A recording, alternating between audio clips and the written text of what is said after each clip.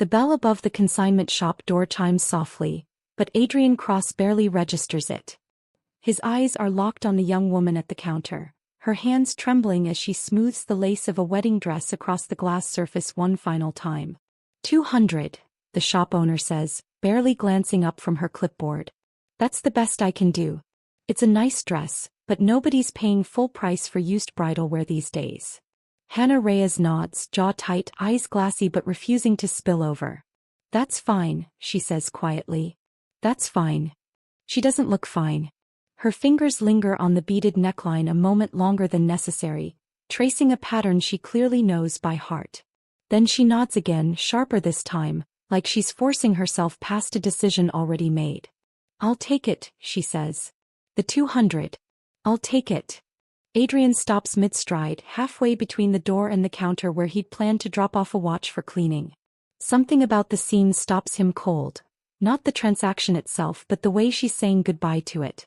Nobody sells a wedding dress like that unless something has gone terribly wrong.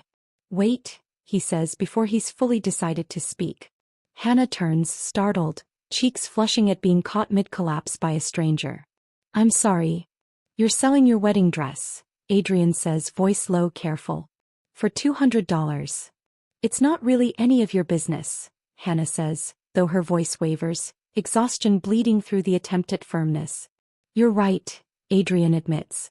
It's not. He glances at the shop owner who's watching the exchange with open curiosity, clipboard forgotten.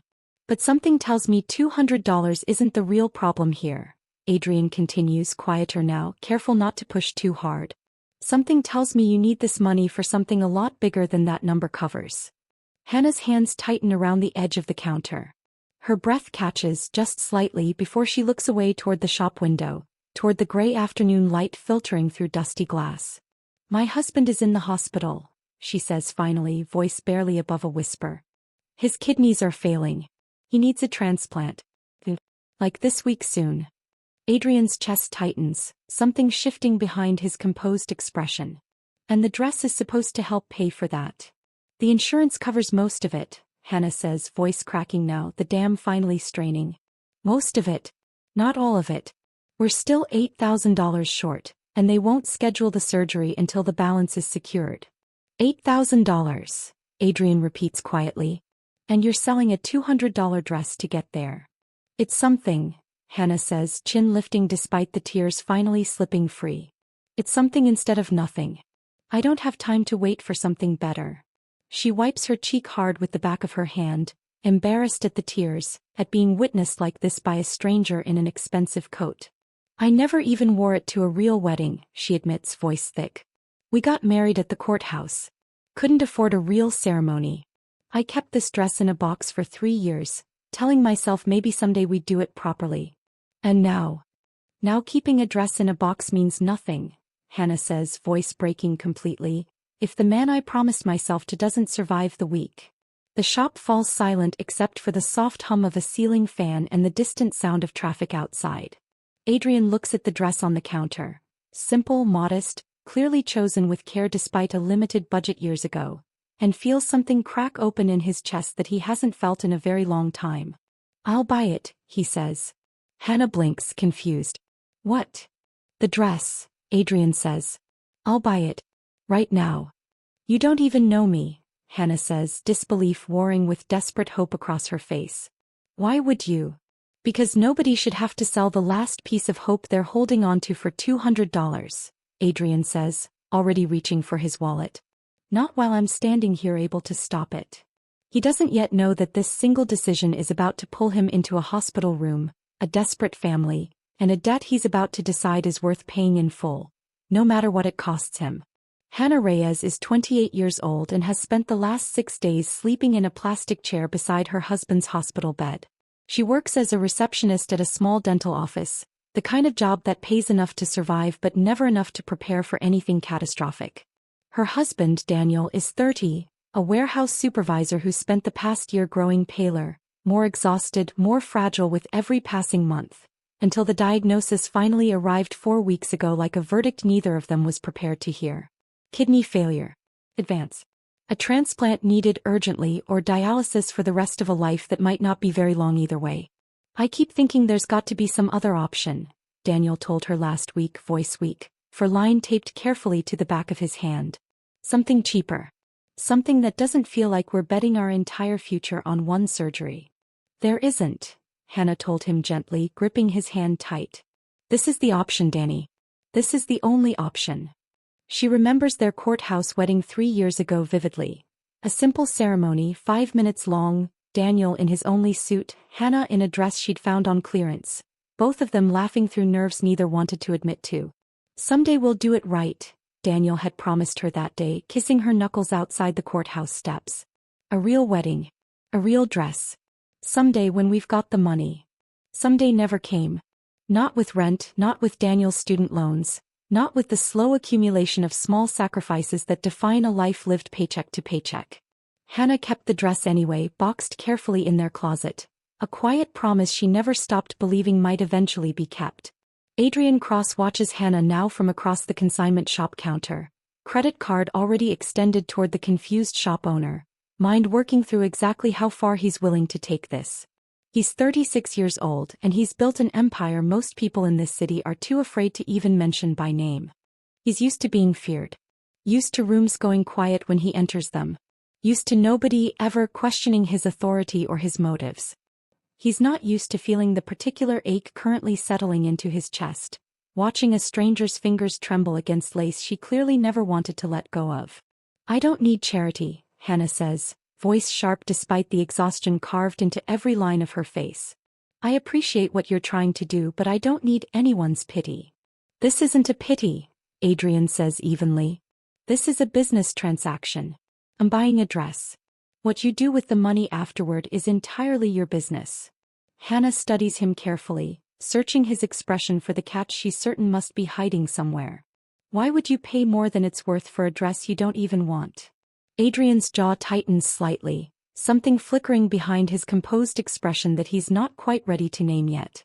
Because I understand what it costs to sell away hope, he says quietly. More than you'd probably guess. Hannah's eyes narrow slightly, curiosity briefly overtaking exhaustion. What does that mean? It means I've made decisions I wasn't proud of out of desperation, more than once in my life, Adrian says, voice carefully controlled. I recognize what it looks like when someone else is doing the same thing. The shop owner processes the payment quietly, watching the exchange with poorly concealed curiosity, clearly sensing there's more happening here than a simple purchase. Adrian folds the dress carefully back into its garment bag, handling it with more care than the transaction technically requires. Which hospital is your husband at? He asks. Hannah hesitates, wariness flickering back across her expression. Why does that matter? Because $8,000 is a specific number, Adrian says. And specific numbers can sometimes be solved faster than people expect. I told you I don't need charity. I heard you, Adrian says, meeting her eyes directly. I'm not offering charity. I'm offering to make a phone call. What happens after that is up to the hospital, not you and not me. Hannah's composure cracks slightly, exhaustion finally winning out over pride. St. Vincent's, she admits quietly. He's at St. Vincent's. Room 411. Adrian nods once, tucking that information away carefully, already calculating exactly how quickly he can move. Take care of your husband, he says, extending the garment bag toward her despite having just purchased it. Keep the dress. I already have what I actually came here for. Hannah stares at him, confusion and disbelief warring across her face as she takes the bag back into her arms. I don't understand, she whispers. You just paid $200 for a dress you're giving straight back to me. Consider it held for safekeeping, Adrian says, already turning toward the door. I have a feeling you're going to need it sooner than you think. He doesn't yet know how deeply that promise is about to test everything he's built his reputation on, or that Hannah's husband's hospital bill hides a complication far more dangerous than simple financial hardship. Adrian doesn't go home that afternoon. He sits in his car outside St. Vincent's Medical Center, phone in hand, dialing a number he hasn't used in years, a contact deep inside the hospital's billing administration, someone who owes him a favor substantial enough to guarantee absolute discretion. I need information on a patient, Adrian says, voice low, controlled. Daniel Reyes. Room 411. Kidney failure awaiting transplant. Give me a minute, the voice on the other end says, keys clicking in the background. Okay, I've got his file pulled. What do you need? Outstanding balance. Exact number. Pause. More clicking. $8,240, the voice reads back. Balance after insurance.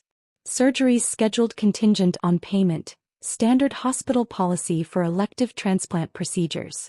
Adrian's jaw tightens slightly. Elective. That's an interesting word for a surgery that's keeping someone alive. Hospital's not trying to be cruel, Adrian. It's just how the system works. No payment plan approved, no surgery date confirmed. Adrian sits in silence for a moment, watching hospital staff move briskly across the parking lot, entirely unaware of the quiet calculation happening inside his car. Set up an anonymous fund transfer, he says finally. Cover the full balance. Today if possible. I don't want my name attached to it anywhere in the paperwork. Anonymous funds like that usually get flagged for review, take a few days minimum. Then flag it under emergency medical assistance, Adrian says, voice hardening slightly. I've made larger donations to that hospital's foundation before. Use existing channels. Make it happen today. The voice hesitates, clearly recognizing the shift in Adrian's tone from request to command. I'll have it processed within the hour, the voice says finally. Surgery could be scheduled as early as tomorrow morning, assuming Daniel Reyes is stable enough. Good. Adrian ends the call, sitting quietly for a long moment, staring up at the fourth-floor windows of the hospital, wondering which one might belong to a man he's never met but has already decided matters. His phone buzzes almost immediately with an incoming email, routine hospital foundation paperwork, requiring his digital signature to finalize the transfer. He scrolls through the document quickly, eyes catching on a line he wasn't expecting to see. Patient account flagged for prior collection activity. Outstanding balance previously referred to Meridian Recovery Solutions LLC. Adrian's brow furrows. He opens a new browser tab, searching the company name quickly, curiosity sharpening into something more focused. Meridian Recovery Solutions surfaces almost nothing. No public website, no clear business registration information easily visible, just a scattering of complaint forums where people describe aggressive collection tactics against hospital patients with unpaid medical debt. He digs deeper, pulling up the state business registry, cross-referencing the LLC's filing information. The registered agent's name makes his stomach turn. Victor Halloway. Adrian knows that name. Everyone in his world knows that name. Victor Halloway runs a predatory lending operation disguised as legitimate debt collection, specifically targeting families with catastrophic medical bills, offering assistance loans at interest rates that trap desperate people in debt for years. Adrian's hands curl slowly into fists against the steering wheel. He thinks of Hannah, exhausted and trembling, selling her wedding dress for $200, unaware that predatory circling was already happening around her husband's hospital account. He calls his contact back immediately, voice sharp now, urgent. This collection refers to Daniel Reyes's account. When did that happen? Let me check. Looks like it was flagged 3 days ago. Automatic referral once the balance passed 60 days overdue. Has anyone contacted the family yet? There's a note here. Outbound call attempted yesterday. No connection made. Adrian's jaw tightens further, understanding the timeline with sickening clarity. Hannah hasn't been contacted yet. But she will be. And once Meridian Recovery Solutions gets its hooks into a desperate, exhausted young wife willing to sell her wedding dress for $200, the predatory loan offer that follows will feel like salvation right up until it becomes another trap entirely. Kill the referral, Adrian says. Immediately. Before anyone reaches out to her. That's not standard procedure, Adrian. I'd need approval from. Then get the approval. Adrian cuts in, voice dropping into the register that ends arguments before they properly begin. I want that collection referral dead within the hour, alongside the balance payment. Both. Today. The voice on the other end goes quiet for a beat, recalibrating. I'll handle it personally, the voice says finally. It's done. Adrian ends the call, sitting back against his seat, mind racing through the wider implications of what he's just uncovered. Victor Holloway doesn't operate in isolation. His predatory lending scheme requires inside information, Hospital billing data, patient financial vulnerability, exact timing on overdue accounts. Someone inside St. Vincent's billing department is feeding him information. Adrian's eyes drift back up toward the fourth floor, toward a room where a young couple is fighting for a future they can barely afford to hope for. He doesn't yet know how many other families like Hannah and Daniel have already fallen into Victor Holloway's trap. Desperate people offered a lifeline that slowly reveals itself to be another kind of drowning entirely. But he's about to find out exactly how deep this corruption runs, and exactly how many people have quietly profited from watching families like the Reyes's collapse under weight they never should have had to carry alone. To understand why Adrian Cross can't walk away from a stranger's hospital bill, you have to understand what happened to his own mother 18 years ago.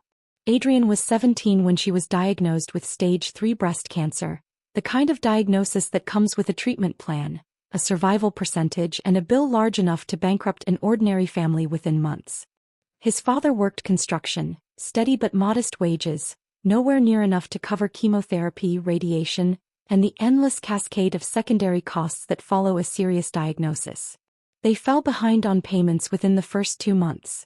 By month 4, a collection agency had taken over the account, calling multiple times a day, sending letters stamped with red warnings that made Adrian's stomach twist every time he saw them in the mailbox. "We'll figure it out," his father kept saying, voice increasingly hollow with every passing week, exhaustion carving deeper lines into a face that used to laugh easily. They didn't figure it out. Not in time. A predatory lender offered them a loan. Quick approval, minimal paperwork, an interest rate buried in fine print nobody thought to read carefully during a crisis that consumed every waking thought. Adrian remembers his father signing those papers at the kitchen table, hands shaking, desperation overriding every instinct that should have made him pause. "It's just until your mother's better," his father told him. "Then we'll pay it back properly. It's just temporary." It was never temporary. The interest compounded faster than they could manage, swallowing every extra dollar his father earned, trapping the family in a debt spiral that outlasted his mother's treatment by years. His mother survived cancer. Barely. But the financial devastation that followed nearly destroyed everything else. The house, his parents' marriage, the fragile stability Adrian had taken for granted his entire childhood. "I watched what desperation does to good people," Adrian told a business associate once, years later, in one of the rare moments he's allowed himself to reference his past at all. "I watched predators circle a family already drowning, and I swore I'd never let that happen to anyone else if I ever had the power to stop it." That promise built the man Adrian Cross eventually became. Not the crime, not the fear he now commands throughout the city. Those are just tools, mechanisms of power he learned to wield because raw compassion alone couldn't protect the people he cared about. The promise was the foundation underneath all of it. Hannah Reyes has her own weight to carry, one she's held largely alone since the diagnosis arrived 4 weeks ago. She grew up in a small town 2 hours outside the city, raised by parents who worked hard but never had much extra to spare, teaching her early that survival often meant sacrifice nobody else would ever fully understand. She met Daniel in community college, both of them working full-time jobs while attending night classes, falling in love slowly across late-night study sessions and shared exhaustion that somehow felt lighter simply because they were carrying it together. "You make everything easier," Daniel told her once early in their relationship, "even when nothing about our lives is actually easy." They married 3 years ago in a 5-minute courthouse ceremony, no guests beyond the required witness. Hannah in a clearance rack dress she'd altered herself using a sewing machine borrowed from her mother. "Someday we'll do it right," Daniel promised her outside the courthouse steps that day. "A real wedding. A real dress. I promise you, Hannah." She believed him completely. She still does, somewhere underneath the exhaustion and fear currently consuming every part of her daily life. When Daniel's diagnosis arrived, Hannah remembers sitting in the doctor's office, gripping his hand so tight her knuckles went white, listening to words like transplant and urgent, and 8 to 12 weeks without treatment land like blows she couldn't fully process in real time. "We'll figure it out," she told him that day, echoing words she didn't yet realize carried the exact same hollow desperation her own mother once used during a different family crisis years earlier. She's been sleeping in that plastic hospital chair for 6 nights now, surviving on vending machine coffee and the kind of exhaustion that stops registering as exhaustion after a certain point and simply becomes the baseline of existence. She sold the dress today not out of bitterness, not out of resentment toward the promise Daniel made years ago, but because keeping a symbol of hope felt meaningless if the man she'd promised herself to didn't survive long enough to see it fulfilled. I keep thinking about our wedding day, Daniel told her yesterday, voice weak, monitors beeping steadily beside his bed. The real one we never had. I'm sorry I never gave that to you. You gave me everything that actually mattered, Hannah told him, voice breaking despite her best efforts to stay strong for him. The dress doesn't matter, Danny. You surviving this is the only thing that matters. She doesn't know yet that a stranger in an expensive coat has already begun dismantling the exact kind of predatory threat that once nearly destroyed his own family. She doesn't know that Adrian Cross recognizes something painfully familiar in her exhaustion, in her desperate willingness to sacrifice a cherished symbol for the sake of someone she loves. And she has no idea that Victor Holloway, the man whose predatory lending scheme once devastated Adrian's own family 18 years ago, is the exact same man currently circling her husband's hospital bill, waiting for the perfect moment to offer a solution that would trap the Reyes's in debt for years to come. Adrian sits outside the hospital, phone still warm in his hand from the calls he's already made, and feels the past and present collapse together in a way that leaves no room for hesitation. He's not just protecting a stranger anymore. He's finally getting the chance to stop the exact kind of predator who once nearly destroyed everything his own family built. The call comes at 7 a.m. the next morning, disrupting what should have been the relief of Daniel's surgery finally scheduled. Hannah answers on the second ring, voice groggy from the little sleep she'd managed to grab in the hospital chair. Mrs. Reyes? This is Meridian Recovery Solutions, calling regarding your husband's outstanding hospital balance. Hannah's stomach drops immediately. I'm sorry, what? I thought the balance was already covered. The hospital said an anonymous donation. There appears to have been a processing error, the voice says smoothly, entirely too rehearsed to sound genuinely apologetic. Unfortunately, that referral remains active on our end. We'd like to offer you a solution before it impacts your husband's surgery timeline. Hannah's hands begin trembling, panic flooding back in fast, sharp waves. What kind of solution? A short-term loan, the voice explains. Quick approval, minimal paperwork. You could have the remaining balance secured within the hour, ensuring nothing delays your husband's procedure. What's the interest rate? A brief pause. We can discuss the specifics once you're ready to move forward. Time is limited, Mrs. Reyes. Surgery slots fill quickly. Hannah's breath catches, desperation warring hard against instinct, screaming that something about this feels deeply, dangerously wrong. I need to think about it, she manages. Of course, the voice says, smooth as ever. Though I should mention, offers like this typically expire within 24 hours. We wouldn't want your husband's surgery delayed over a simple paperwork misunderstanding. The call ends and Hannah sits frozen in the hospital hallway, phone still pressed against her ear long after the line has gone dead. She doesn't know that Adrian is already 3 floors above her, standing in a private meeting room with the hospital's chief financial officer, voice sharp with barely restrained fury.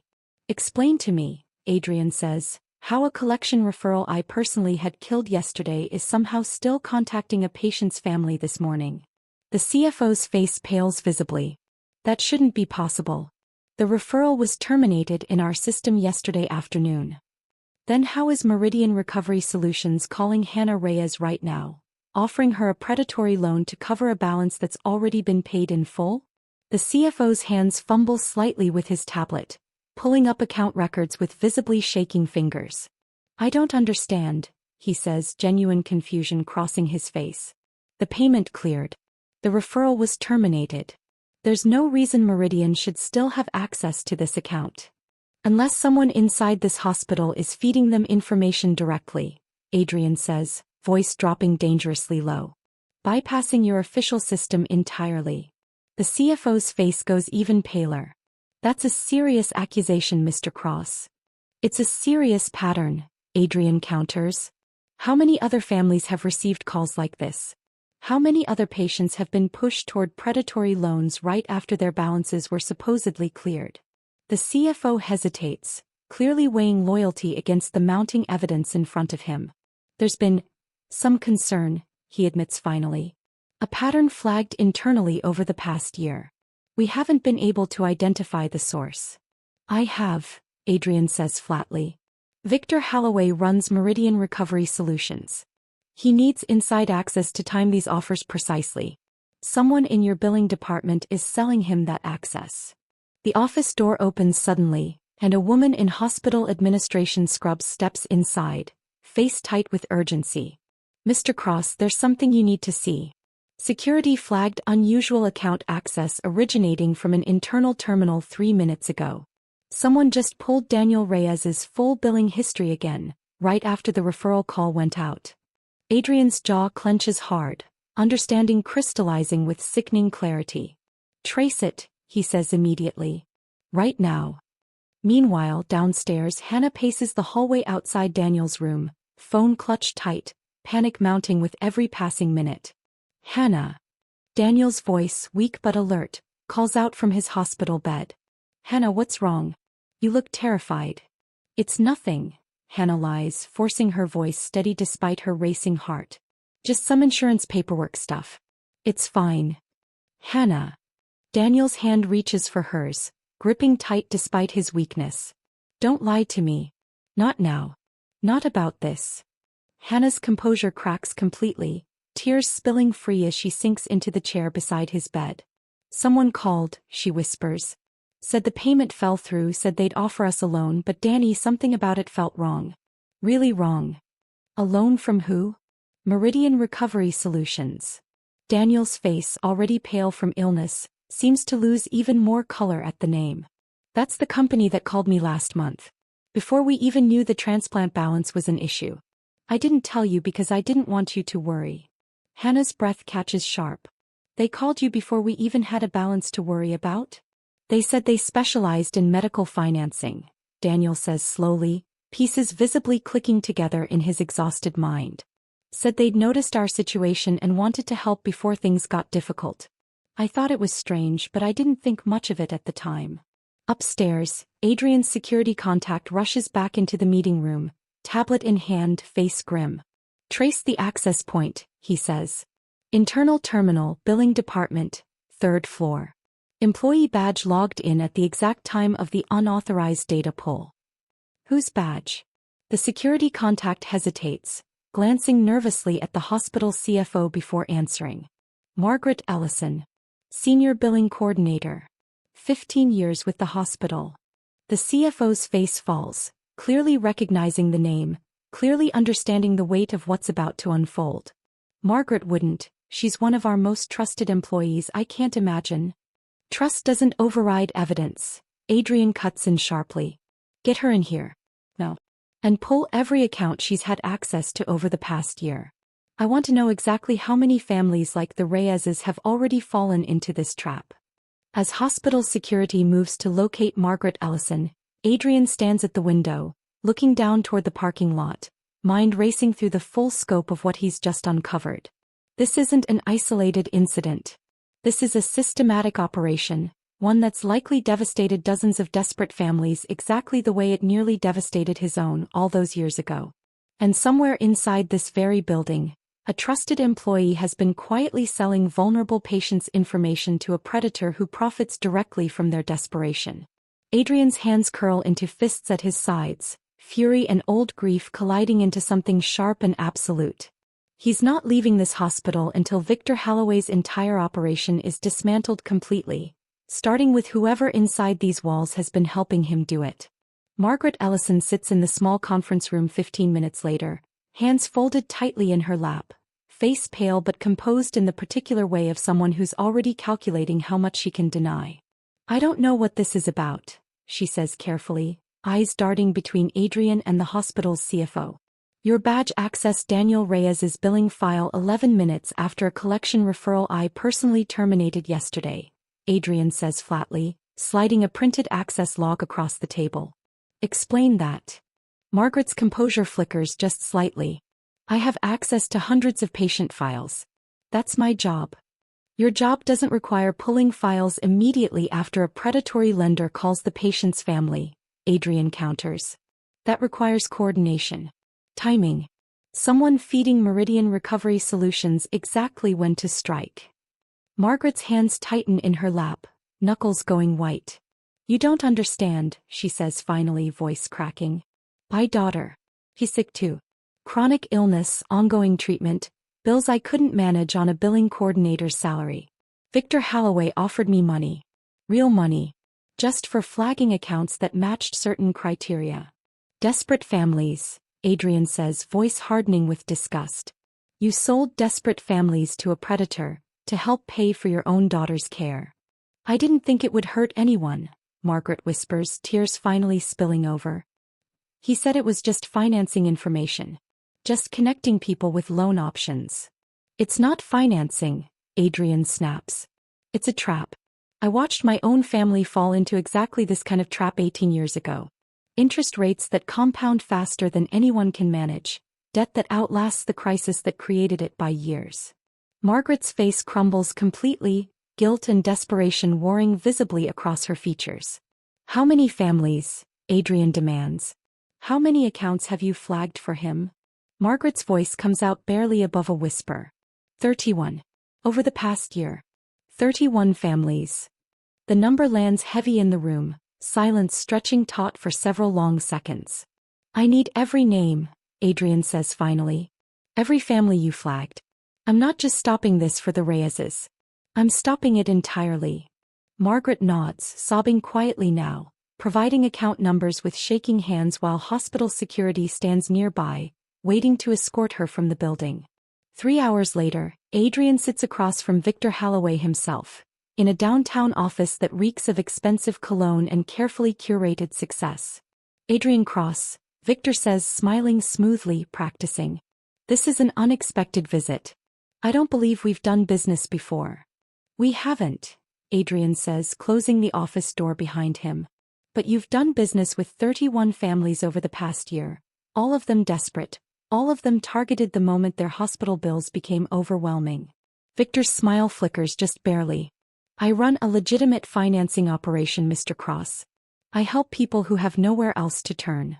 You help yourself to their desperation, Adrian corrects, voice dropping into the register that has made grown men across the city go quiet with fear. You bought inside information from a hospital employee to time your predatory offers with surgical precision. Victor's composure cracks slightly, calculating fast. That's a serious accusation. It's a documented pattern, Adrian says, sliding a folder across the desk. 31 names. 31 families. All flagged by the same billing coordinator you've been paying under the table for the past year. Victor's face pales as he flips through the folder, understanding the weight of the evidence in front of him.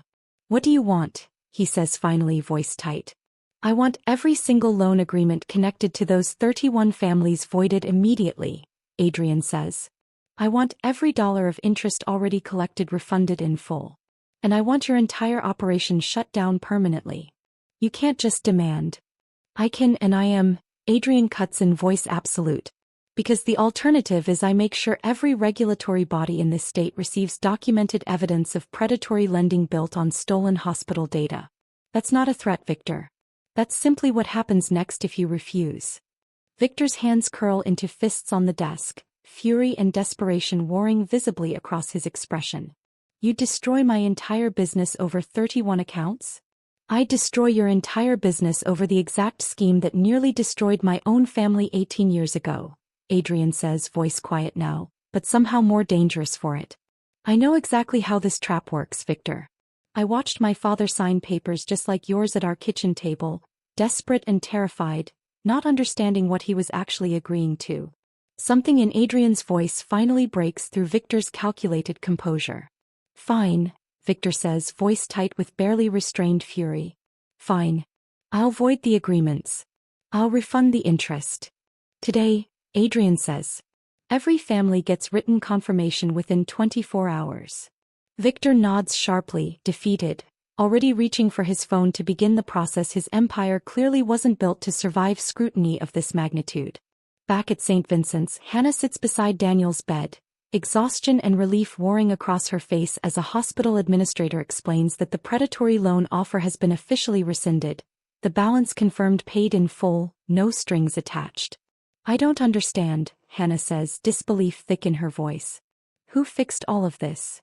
I'm not authorized to share that information, the administrator says gently, though something in her expression suggests she knows exactly who to thank.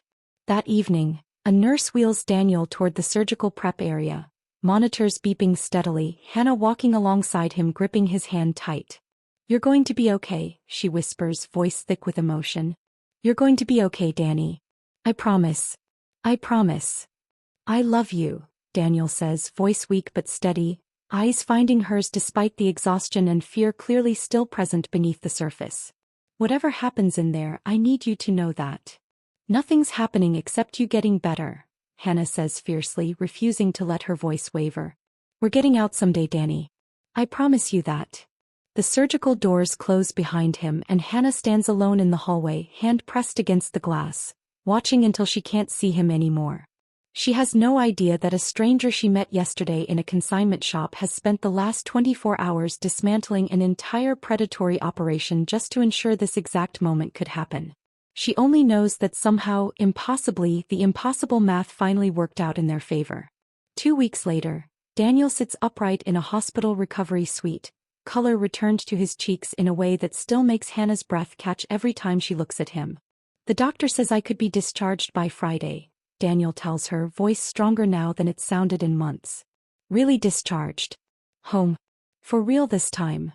Hannah squeezes his hand, tears of relief threatening again, though these tears feel entirely different from the exhausted, desperate ones she's grown used to shedding over the past month.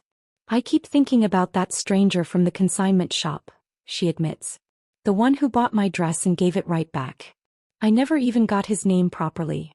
"You think he's connected to all this somehow?" Daniel asks.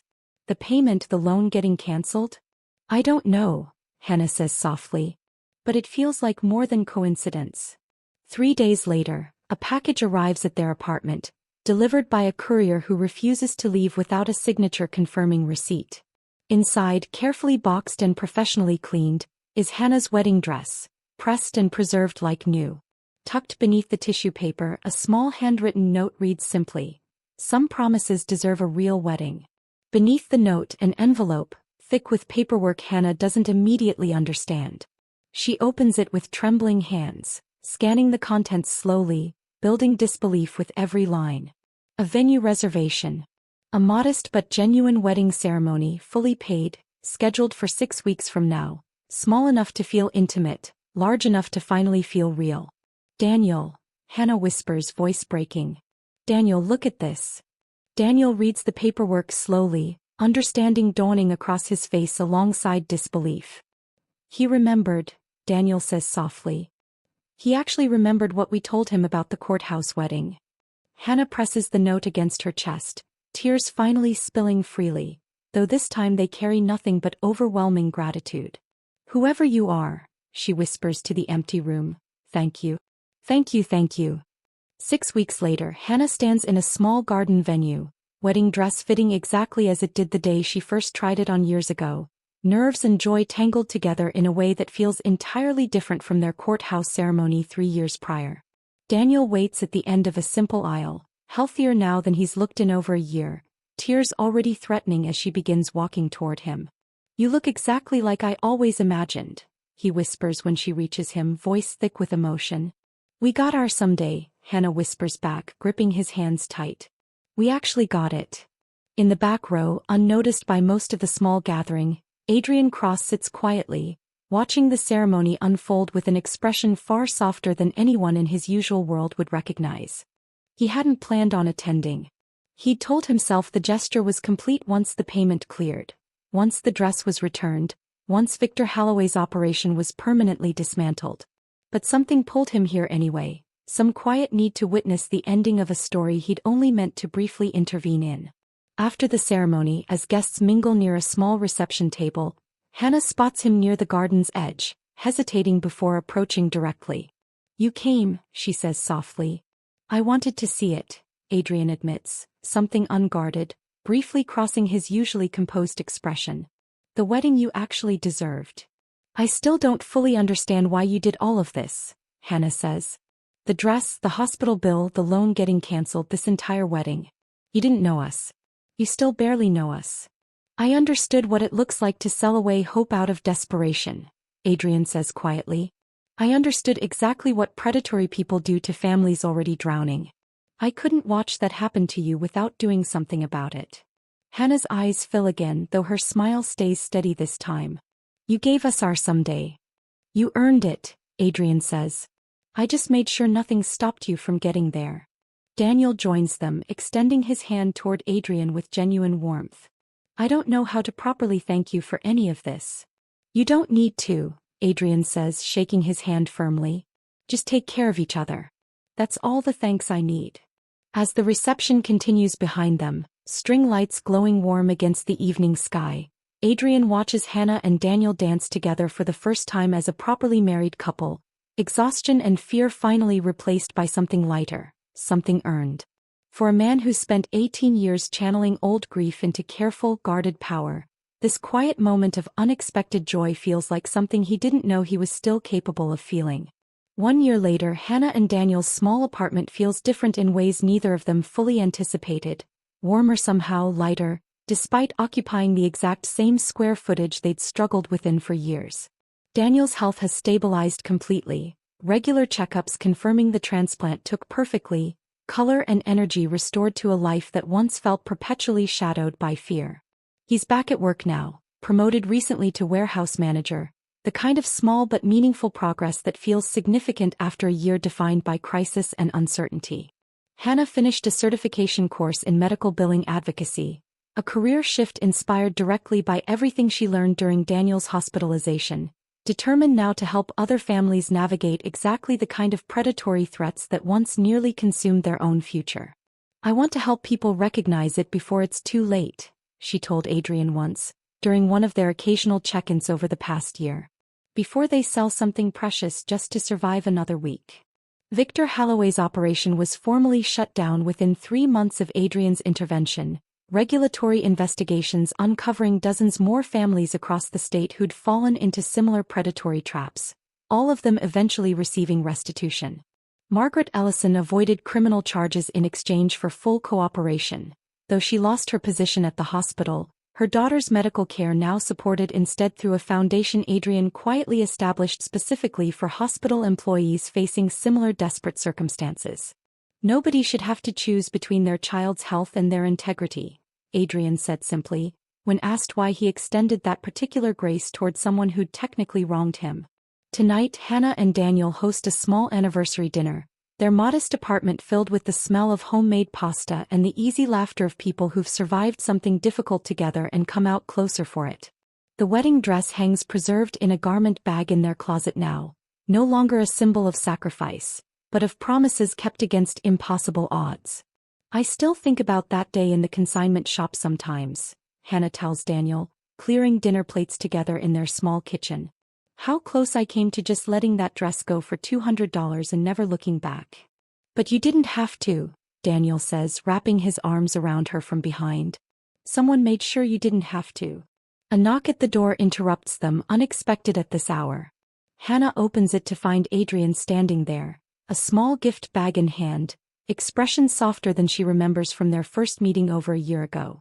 I hope this isn't a bad time, he says. Never, Hannah says, pulling the door open wider. Come in. Please. Inside the gift bag, a small framed photograph, the exact moment from their garden wedding when Hannah first walked down the aisle, captured by a photographer Adrian had quietly hired without either of them realizing it at the time. I thought you might want a proper picture of the day, Adrian says. Something worth framing. Hannah's eyes fill instantly, gratitude overwhelming her all over again. Thank you, she whispers. For everything. For all of it. Adrian nods, something warm briefly crossing his usually guarded expression. You reminded me that kindness doesn't have to be complicated to matter, he says quietly. Sometimes it's just refusing to let someone sell away hope when you have the power to stop it. That's the thing about kindness, isn't it? It rarely announces itself with grand gestures. It shows up quietly in a consignment shop on an ordinary afternoon, in a stranger who notices what everyone else might have simply walked past. Hannah spent years believing that survival meant sacrifice, that love sometimes required giving away the things that mattered most just to keep going.